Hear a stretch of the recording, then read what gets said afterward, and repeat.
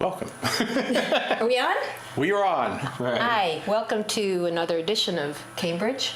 Inside Out. Yep, I'm Judy Nathans. And I'm still Robert Winters. And today is Tuesday, March 8th. Right, another primary day, but not ours. Not as super Not a Super Tuesday. Not yet. Right. No, another one. Right. Today's big show is in Michigan. Michigan and Mississippi just for the Democrats. And then those two plus Hawaii and Idaho for the Republicans. Yeah, and I think next week is sort of a bigger day. Well, it's Florida, Ohio. Yeah. Those are the big days for the Republicans. Yeah. You know, they have to win their own states. I think it was at least one person who seems to know said, if Trump, for example, were to win both of those states for the Republicans, then he's pretty much... Yeah. They even say tonight that if he does really well in Michigan and stuff, that'd be pretty good. The level of outrage about Mr. Yeah. Trump seemed to have peaked with Super Tuesday. Not peaked, but it really started rolling. Now, I don't know if it's enough to sort of change things. Texas, though, was going to go for Cruz, right? And Oklahoma. I mean, Oklahoma went for Bernie, so...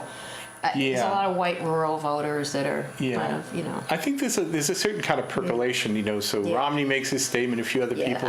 Every media outlet has been sort of like decided we're on the attack. Now. A little late. Right. That's the problem. It is a little late. Yeah. But the thing is it's okay. So maybe one week later you have Michigan. That'll be interesting to see whether it has an effect. Right. And then by next week with Florida, Ohio, it'll be... Well, that'll really tell a lot. Yes. So we'll see. So anyway, I'm sure we'll end up talking more national level politics. Right. And there was no meeting last night, so nothing to report. There was no city council meeting. They will meet coming. They were at the National League of Cities. Right. That's right. There is an important meeting though this Friday about the. That's lawsuit, right. Which I think is. Maybe I should just mention something about that right now. Yeah, because it's before we get back next week. I think it was. We did mention last week that there was this deadline of sorts. Right. Where regarding the possible extension of a contract for city manager Rich Rossi, there was a notification requirement that the city council had to express their intentions to either keep him or not keep him no later than March 1st. So March 1st. Which was the next day after that meeting. That's right. So on that Monday, February 29th, on Leap Day, right. It was a late order. It was introduced by David Marr, but it was actually sponsored by, I believe, Denise Simmons and Mark McGovern. At least according to the city clerk's information, basically just said, all right, let's initiate negotiations, which is not the same as signing a contract or anything like that, or even necessarily saying there will be a contract, but it's certainly a strong indication. And so and in the interim, so that was last week, so we knew about that last week, but they now have scheduled a meeting of the City Council's Government Operations Rules and Claims Committee, but it's public, right? They have to be public, right? And actually, that's even stated very explicitly in the contract. Okay. Subject to the open meeting laws and all of that. Right. So it's on this coming Friday, March 11th at I believe 11 a.m. at City Hall in the Ackerman Room. Now, small. It is small, but unless there's you would think that, for example, during Bob Healy's contract extension, or whether he was going to extend it or not, or when he had announced that he wasn't going to seek an extension of his contract, and they were talking about possible successors, I went to those government operations committees meetings, and there weren't many people there. I mean, Well, are they during the day? They're during the day, so there's certain people certainly wouldn't make it, but certain people would. And you'd think from reading the listservs and all the vitriol that there was going to be throngs of people. For the Healy 50 people show up for it. You know how many people from the public showed up for these government operations committees, seeking who would be the successor for Bob Healy? Yeah. About 3. Wow. It was me, Tom Stolman, Michael Brandon, I think Dick Clary maybe once. It's sort of the usual.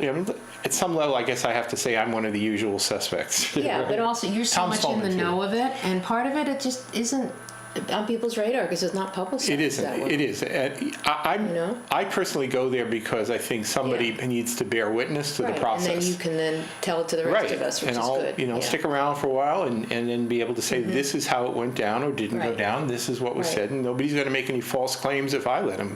If I have anything to say. You need someone like you from the public that can, do that. We're lucky to have you because you do have other work. It's not the only thing you do. Yeah, so this Friday I have a meeting having to do with Central Square things at 10. I got to rush down to government operations at 11. Then I have to be at a seminar at MIT at noon. So, that's a lot of rushing around. It is a lot of rushing around, but the thing is I have a little bit of flexibility in that the seminar, I don't absolutely have to be there right away. Because I think that other meeting will go a little longer. It might go a little longer, but you never know. I mean, the thing is, it may just be because we want to get the process started. They may meet on Friday and do nothing more than just scheduling the next meetings. All of City Hall closes at noon on Fridays. Well, they don't have to close. They don't, but so the thing is it may just be a formality. Who knows? But I will, unless they're scheduling it right when I have to teach a class, I intend to go to every single one of the meetings. And you'll let us know on your website? I absolutely will. As well. I mean, you can go to the City Council website. I think that's where...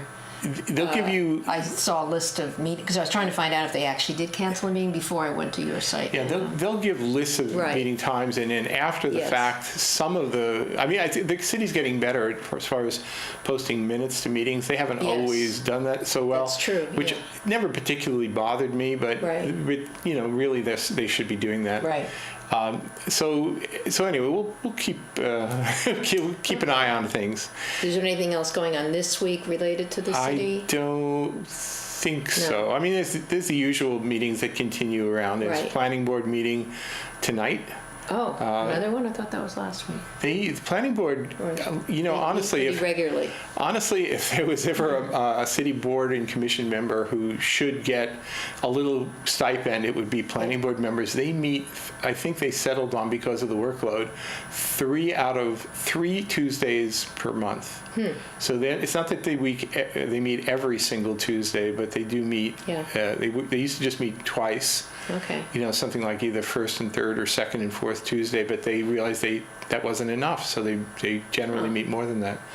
So honestly, my hat, if I was wearing a hat, would be tipped to the planning board members for the work that they put in, and that is not the easiest one, because there's often some of the more controversial matters will come through planning board, and they will often be the ones who will get fingers pointed at them saying, how dare you, you're in bed with the developers, and the usual type of typical accusations. So anyway, I have a lot of respect for the members of the planning board. So. I might keep looking outside because, first of all, it's light out, and I don't seem to remember. I know. It's getting earlier and earlier, and remember, this weekend is daylight savings time. That's right. So it'll even be lighter. Actually, this one thing I thought maybe we could do this Envision Cambridge thing that kind of leads into what I was going to say, the planning board. And I'll just say, so this is Tuesday, Monday is Monday morning. It's already up, so you can just... so we'll do a little swipe here. Yeah. And I'll just say that I was... what is this? This is, if you scroll to the top, it'll say... Yeah. So this is the Envision Cambridge. This is what grew out of the master plan discussions for the city. And these are public workshops. Yeah, so these are, the committee has not yet been impaneled. That's what I was going to ask you. They still have not made a committee. They were doing interviews with people last week and this week. I believe. I was interviewed yesterday. Oh. Right? All right. Yeah. So they're really actively doing it. I don't know how many people they'll ultimately settle on. There's 3 separate entities within. One is very specifically Alewife area. There's a kind of more of a media and outreach, which I was worried that they might think, well, he does Cambridge Civic Journal, so I see. We'll put him on outreach. But honestly, I really want to be part of the main committee here. So there's you mean representation from those areas? Well, this is why it's a really difficult thing for the city manager, because you have to try and get a broad representation of interests, neighborhoods, different kind of demographics. It's never easy, and I'm sympathetic to the manager's plight. So what in these meetings here? So the company, which is it's a UTIL. I had been mispronouncing it. It's not utile. I think it's UTIL. It's a utility. All right. So UTIL is the consultant who's working with the city. So these will be These are like workshops, public workshops coming up right now, just to kind of get people warmed up. I see that you have to RSVP. Yeah, I think that's just to size, see what they're expecting. Yeah, and they may want to cater it and do things like that. So so I fixed the links to make them go straight to it. Good. Oh, that's really and nice made up of the you. site. I'll put this up where on would you Civic find? Channel. Would this be on the city's website? It is, but I also got an email. A lot of people Okay. on listservs got email contact. So it'll probably be in my local listserv. All right. So at the Kennedy Longfellow School cafeteria on Thursday. So these aren't right away. These are just later in March, early April. 2 weeks. Yeah. Yeah, they're coming up fast. Yeah. So Thursday, March 24th, 6 to 8 at Kennedy Longfellow. Thursday, March 31st, 6 to 8 at the Tobin School. And then on Saturday, April 2nd, 1:30 to 3:30. Yeah, April 2nd. Normally that would be the only one I'd be able to make, but I think the one on the 24th is during my spring break, so I don't have to teach that night. Normally, usually teach on Thursday Normally I have to teach every Thursday night. So anyway, there's, by the way, this is accessible if anybody wants it who's watching this. This is accessible there's a link on the Cambridge Civic Journal on the InsideOut. If you go to that page, there's a little thing for materials for this meeting. If you go to that, it'll take you here. You can just click on these to your heart's content.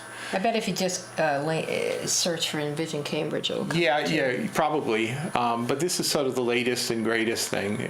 What's interesting, it said that translation and childcare will be provided with prior requests. That's pretty impressive. Yeah, no, I think they're going to make a good effort here. They're going to try and do this right. So I'm pretty happy with what they're about here. Right. Anyway, we could show more about that if people are interested in it. But I think that's. I think in terms of long-term interesting things, manager's contract, citywide planning process are pretty big things. And honestly, the city council hasn't really initiated anything noticeable yet. So give them time. It's early. There has been 2 meetings. And they're coming up. So maybe we should say something about the elections.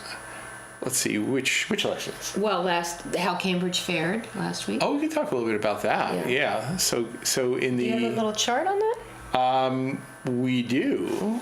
Under March 1st, well, it says Democrat. Oh, yeah, you can. Yeah, so you can actually pop those ones open. We can take a look at them. They're a little sort of data driven, but let me just sort of say what the essence was. So. Oh wow, you really broke it down. Well, I didn't do it. Actually, this is the Election Commission. But I mean, you showed it. I haven't seen this. These are official Leslie Waxman documents. Okay. So she's deputy. Way to zoom this out. She told me, but I forgot. Yeah. Anyway. Well, so anyway, there was primaries last Tuesday, Super Tuesday, for both the Massachusetts ones, for all the parties. I mean, there were actually 4. There's the United Independent, the Green Party, or the Green Rainbow Party, I believe, had a primary. The Republicans had a primary, and the Democrats had a primary. I'm just showing. Okay. Yeah. Now it's kind of funny because if you actually look at some of these, we'll only show maybe the ones that are relevant. Show the Democratic. The Republican one had so few people vote, but they did elect ward committees in some wards. Actually, did they vote for Trump? I should. They actually. Let me see right, that so that's one. the first piece of information. Okay, let me. The Cambridge actually, the Republicans of Cambridge. Yes. Went for Kasich.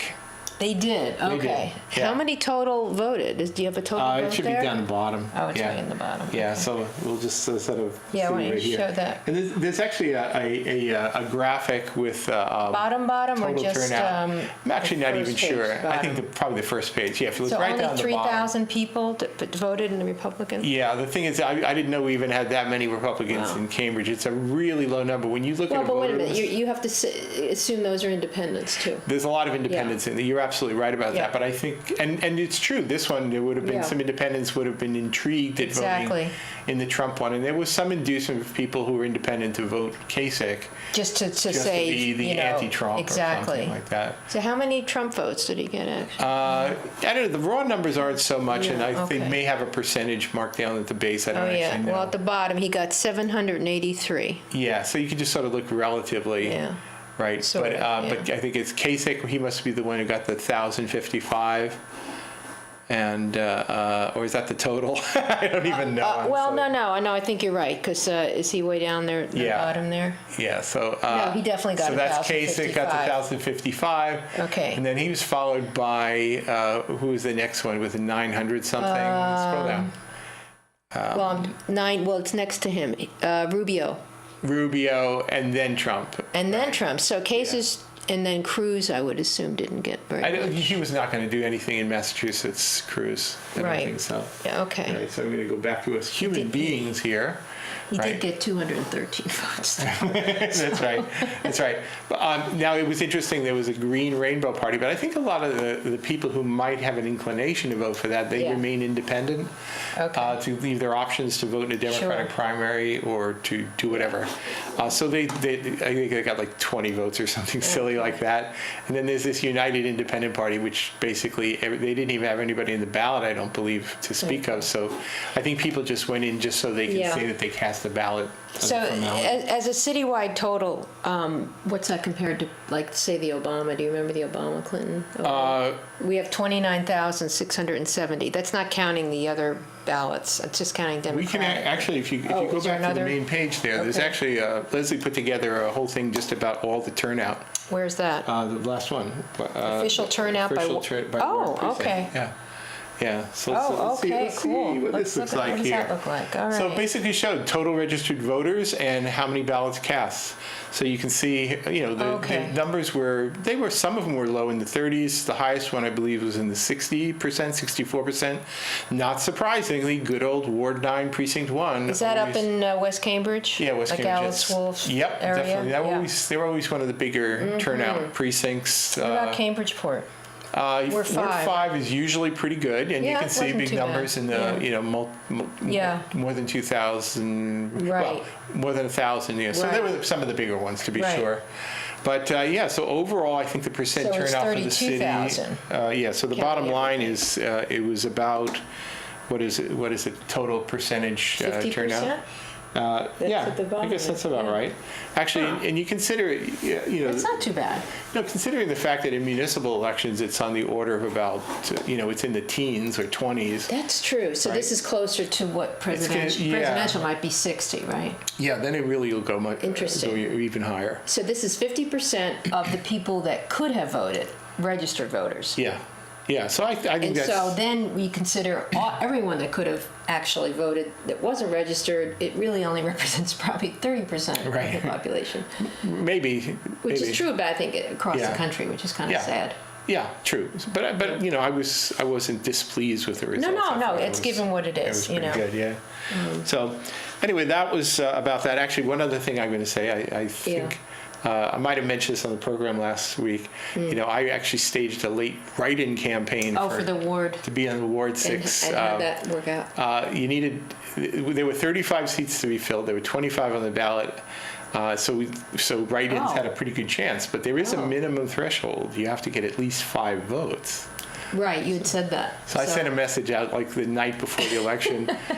It's not that important to me, but the thing is, I thought, well, to be perfectly honest, with some of the national level political stuff, I've never felt like a party animal. Activist, but it's been so horrible at the national level that I'm starting to take a little bit more interest again. So did you make it? Should I? Are you on the? Is your name actually, on there? there were 2 in Ward 6. They were Democratic, right? Yeah, Ward 6 Democratic. There were 2 significant write-in candidacies. One was me. One was. But I don't see your name. Because you got to go down. You're looking at Ward 1. Just keep scrolling down. Oh, you have to. I'm sorry. There we go. All right. Yeah, and then we'll share with the world, right? My victory celebration. 4, Ward 5. Yeah, Ward 6 is the big one. There we go. Wow. At the bottom. Okay. So here we'll switch to this here just to sort of show my proud moment there. Look who you're with. So down at the bottom there. Write-in. That's a pretty impressive write-in vote. So I think I got more write-ins than anybody else who did a write-in campaign around the city. I think so. Oh, that's McGovern's son. Yeah. So I needed 5, and I got 36. And Nicholas. Yeah, that's his son. McGovern, who's Mark McGovern's son. Right. Nice guy, by the way. I think he's going places. He wrote a wonderful thing that's being passed all around. I know. I saw it. On how he was a Bernie supporter. Yeah. So I was joking with him I said from now on in Ward 6 we are to be referred to as Landslide Robert and Landslide Nick. Oh, that's funny. So, well, wait, did he get in? Yeah, he got 10. Oh, because he had at least 5. Yeah, he only needed 5. I see. Yeah. So Why is it 35 members? That seems so large. I was asking people about that. Why is it? Because it varies widely from ward to ward. Right, like look at Ward 1, which, and you took it off the screen, but they couldn't even get 10. Yeah. I mean, like 30 they could elect, and they only have 10. Well, there's just not that much interest, and it takes somebody to put together a slate.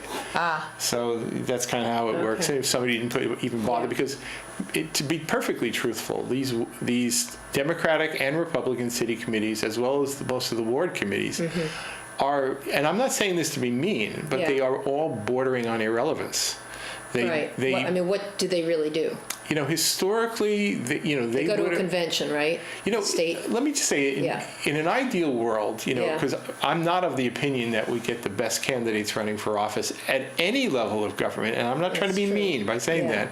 Just saying is that people's interests seem to be elsewhere. Yeah. I would hope in an ideal world that if you had things like Democratic city committees or even ward committees would be a place where people get together, talk, learn the ropes, get to understand how local government, state government, even federal government works. And then from there, maybe candidacies percolate up and you generate candidates. The way it works now, I've been to enough of these things where the ward committees are basically there because somebody who just comes out of nowhere decides they want to be a state representative, and then they get paraded in front of a ward committee to sort of make a little like a rubber stamp, a silly little stump speech, rarely of which is interesting. And then I always think, well, where are the candidates coming from? I mean, even in Cambridge, which is supposedly was politically active, there are seats that are uncontested. Seats that would be real in the past years would have been considered real plums, and nobody's expressing interest in them. Maybe because they don't feel, I'm not voting for Trump, but they don't feel like government makes a difference in their lives. Yeah, but the thing is, that's up at the national level, and I think it's a pretty... No, I don't know. Some people look at the state and they say... I know. It's a lot of meetings and a lot of... I know, and maybe get paid too much. And if you're a sharp cookie, you can... That's probably a ridiculous metaphor. A sharp cookie? Yeah. Right? Yeah, sharp tack. If you're sharp as a tack, chances are maybe you're, going into some very profitable business or doing something, and maybe government isn't your thing. But, I think that there's enough good people with enough, they're there. But, they should be there. It costs money. There's smear, they bring up things about your family, and maybe it just doesn't look as appealing anymore. I agree, and I think that's a real dissuasion, and that's why whenever I see people going after political people on personal terms, I get angry. Right. Because they just shouldn't do it, because never mind if somebody was a bad guy. Right. Think about the chilling effect for all other potential candidates. That's the real problem with doing that. But I do like that's why I think the local elections, you do get a good turnout. You do. I mean, we had 25 people initially for the... Yeah. I mean, it just, people do come out for those. People do... Right. But the dissuasion there is that incumbency is such a strong thing that it's hard for people to challenge. Right, and but they do get through. But you're right. Usually it has to be somebody stepping down. Yeah. I mean, I wish it was just generally easier for people to challenge for seats without having to feel like they have to raise $1 billion or humiliate themselves or whatever. They just do it because they're making themselves available. Candidacy should be primarily about making yourself available for public service. Right. And then you don't pay people that much then, or whatever. You have to get it. If people aren't, it can't be their lives. It's become like their work, which is, I think, the criticism of government on the federal level. That's they don't work. All they do is stay in power for 25 years, which is something to be said for that. I know. Some people not argue necessarily in favor of term limits. The argument I heard some years ago against term limits is something that I actually line up with, which is institutional memory. Yeah, the thing is that if you basically make the elected officials ineligible to run beyond, let's say, a couple terms or several terms, the only people who are going to stick around for a long time are the staffers. And in the end, what you end up with is a situation where it's basically the people who are working for the elected officials are the ones who are really determining the policy. They usually replace the staffers. No, actually, well, they move around. I mean, people who... they'll go to another... Yeah, they move around. Yeah. So and they all know each other. And so you end up with yeah. these sort of the elected officials are the kind of the passing figures, while the staffers end up as sort of the Well, institution. that probably happens now, even with people that stay in, because if the candidate loses, they'll go. Someone else might. I tend to agree. So yeah, but it is sort of, it's like it's government by staffers at some point too. Yeah. Well. So. Yeah, Anyway. I guess if people vote them in, they can be there. I guess. Right, absolutely. So anyway, I kind of wish, and I don't know whether I have the capacity to do this as a ward committee member. Oh, you'll find out. I was talking with Nicholas and a few others, and I thought, maybe we should just change the tone of the way at least our own little ward committee works to sort of let's take on more interesting things. Well, what is the structure of it? How often do you meet? Honestly, it works with a lot of entities like this. It's just at the whim of the chair. But where do you meet? I mean, is it every month? Is it? It can be. I think it tends to be less frequently than that, and it tends to be. So what's the mission? Who are you responsible to? Honestly, the state Democratic Committee. There's a city. There's a city committee. I think some people. Okay. Yeah, but the thing is that even though I know some friends of mine are actually leaders in the city committee, but they're kind of dysfunctional as well. Now, is that also all voluntary? The Democrats, the city committee. No one is paid. There's no executive. Nobody's getting paid. Okay. Yeah.